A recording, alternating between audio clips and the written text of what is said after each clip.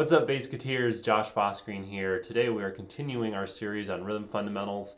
We're looking at 16th notes again today. This time we're going to look at some more difficult syncopated 16th note rhythms. This is not for the faint of heart. However, you do need to be able to do this stuff to play pretty much any style of music accurately and well. So of course you want to spend time reviewing the previous lessons in this series before you try to master all these syncopated 16th note rhythms, and make use of the rhythm resources page that I've created for you. The link is in the description. And all that being said, so if you get discouraged today, just go back and review earlier lessons and use those resources that I referred you to get some practice in. Because to be able to fluently read 16th note rhythms takes a lot of practice, and I put the hours in to be able to do it, and you can too. It's really that simple. You put the time in practicing correctly and you get there. So today, download the PDF to follow along as usual. It's free. You just click on this thing and then you can look at it. And basically today is going to be pretty short exercise-wise. We're just going to look at a basic syncopated 16th note pulse. And then we're going to do a little funk example using some different 16th note syncopations. And then I will leave you all to practice the exciting world of 16th note syncopations. So, like we learned last week, in order to subdivide 16th notes in 4/4 time, we just go 1E and a, 2E and a, 3E and a, 4E and a. Each one of those noises that I made with my mouth is 1 16th note, and there's 16 16th notes in a bar of 4/4 time. And so just like when we were looking at syncopated eighth notes, we're looking at only playing notes on the offbeat eighth notes, 1 and 2 and 3 and 4. And we're going to do the same thing here with 16th notes. If you imagine an eighth note pulse, 1 and 2 and 3 and 4, and if we were to hit the 16th notes in between all those eighth note pulse notes, 1E and a, 2E and a, 3E and a, 4E and a, that gives you the basic 16th note syncopation, which we have written in exercise 1. Is just a bar of straight syncopated 16th notes. And just to make sure we're deciphering the symbols correctly, if you look at exercise 1 here on the PDF, that first symbol you see after the time signature of 4/4 is a 16th rest. We didn't actually talk about these last week. It's just the silence version equivalent of a 16th note.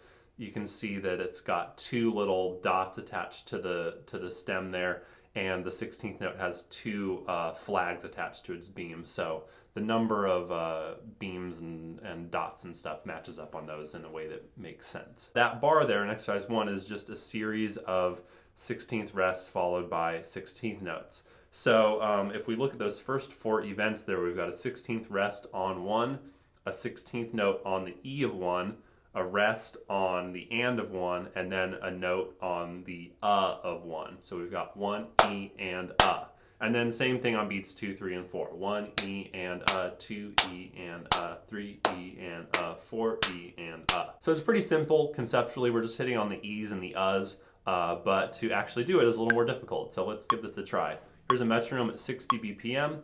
We're just going to do exercise 1, offbeat 16th notes. 4E and 1E and 2E and 3E and 4E and 1E and 2E and 3E and 4E and 1E and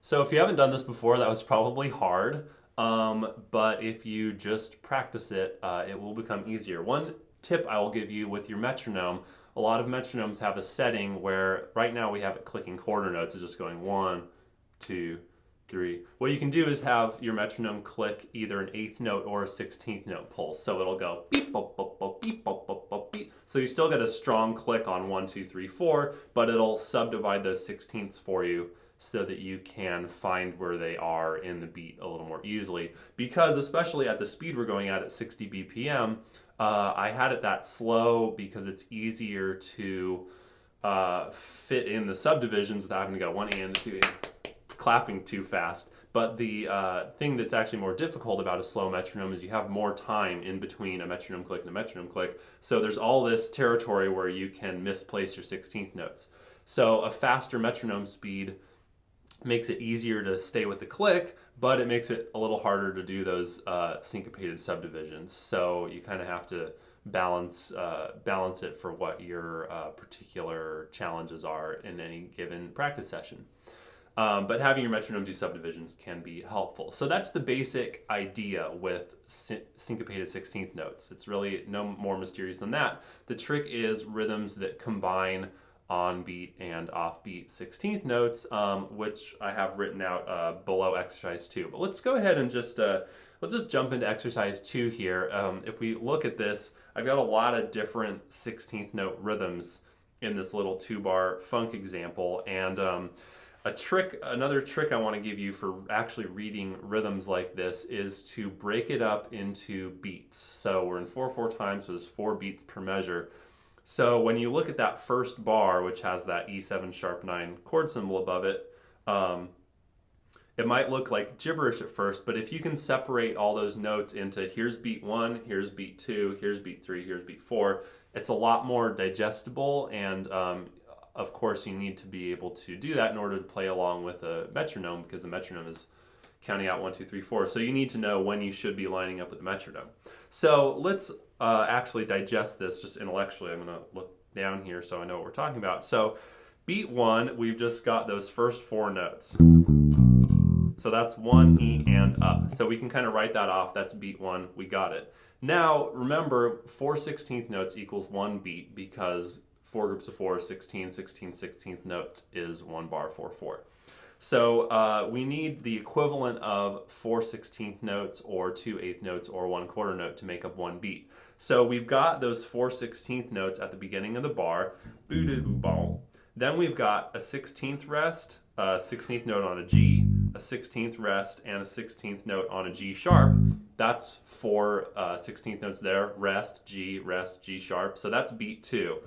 2, E, and Rest on 2, play on the E, rest on and, play on the Then beat 3, same thing. We got a 16th rest, 16th note on A, 16th rest, and a 16th note on A sharp. So 3, E, and So far we've got 1 E and 2 E and 3 E and then 4 and. The last beat is pretty easy to decipher there. It's just 2 eighth notes on beat 4, 4 and. So that first bar, 1 E and 2 E and 3 E and 4 and. Okay, so hopefully that makes sense. You know, you can even print this out and make big lines separating the beats just to help your eyes digest it until you get in the habit of being able to break up rhythms that way when you're reading. And then bar 2, we'll do the same thing. Beat 1, we've got 16th note on E, 16th note on a low E, 16th rest, and then another low E. So that makes it beat 1 because we've got 16th note, 16th note, 16th rest, 16th note. So that's 1 beat. Then beat 2, we've got a 16th rest and then 3 16th notes. So beats 1 and 2, we got 1 E and 2 E and then beat 3, 16th, 16th, 16th rest, 16th note. So 1 E and 2 E and 3 E and 4 E and then beat 4, we've got a 16th rest and then a dotted 8th note, which is worth an 8th note and a 16th note. That's what dots add half the value of the note. We haven't actually talked about that yet, but just a little bonus there that I didn't think about when I was writing that. So bar 2, 1 E and 2 E and 3 E and 4 E and So that's a lot to deal with. I know this is the idea with these videos is that you can come back to them after practicing and look at the amazing progress you've made. So let's clap through exercise 2 with the metronome. 1 E and 2 E and 3 E and 4 E and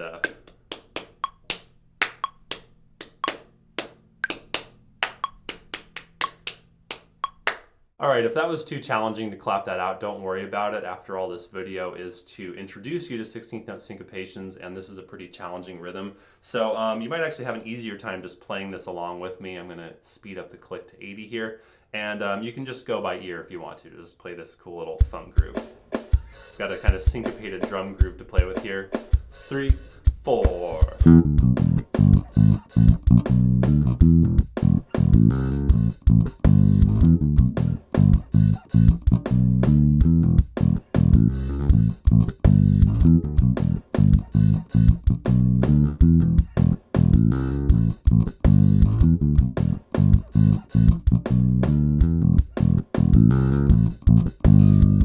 Okay, great work. That's exercise 2, and that's all the musical examples we're going to do today. If you are looking at the PDF, which of course you should be, you'll notice that below exercise 2, I have some more rhythms written out under more 16th note syncopations to practice on your own.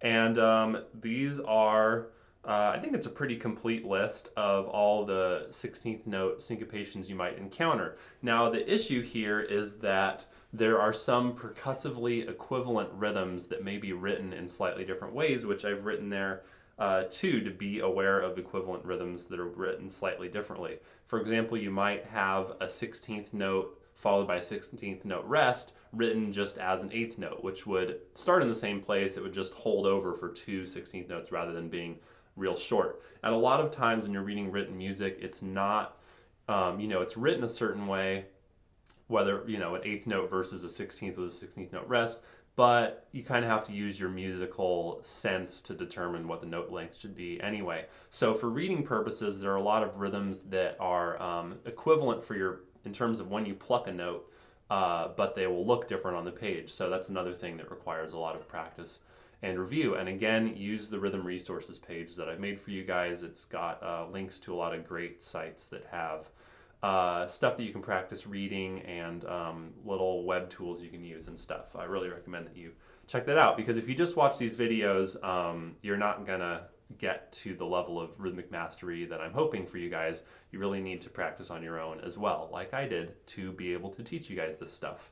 Spent long lab hours in college doing tap master and practicing rhythm reading and stuff. So you got to put the time in. So I'm not going to go through all these rhythms under more syncopations. These are just a reference for you to practice on your own. And what I recommend is turn on your metronome, start with that first rhythm, 1E and 1E, rest on and just clap it, sing it, and play it until you can do it really well at a variety of tempos. Then move on to the next one, move on to the next one, move on to the next one.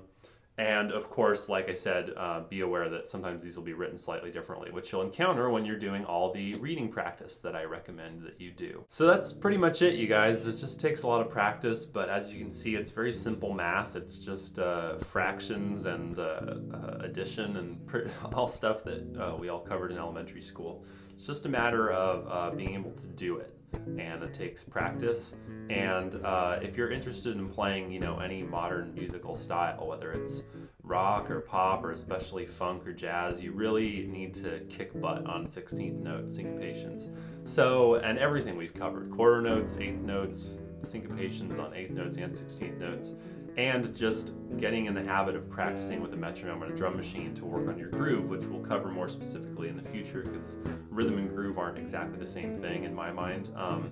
You can be able to play accurate rhythms but not really have a great feel, so we can target that in the future as well. But anyway, put in a lot of practice time on this and you will see results. Thank you guys for watching, and I'll be back at you next week with more bass lessons. If you want to support me in continuing to make these videos, because if I don't get any support from you guys to keep making them, then who knows what will happen in the future.